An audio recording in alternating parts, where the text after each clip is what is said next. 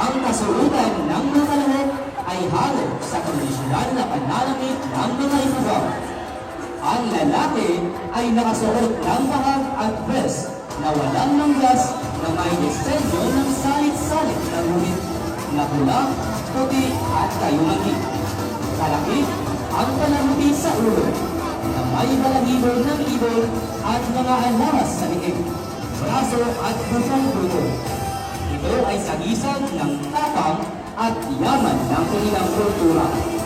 Samantala, ang babae ay nakasuot ng tapis na hinabi mula sa magugulay na sinulit na pula, puti, itim, na kumakatawan sa katapangan, kalinisan at katatagan ng kanilang lahi.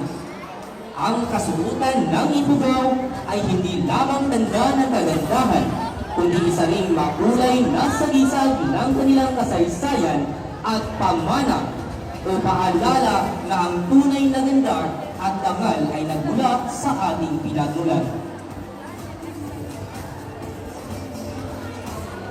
Muli, School of Bachelor of Business Administration.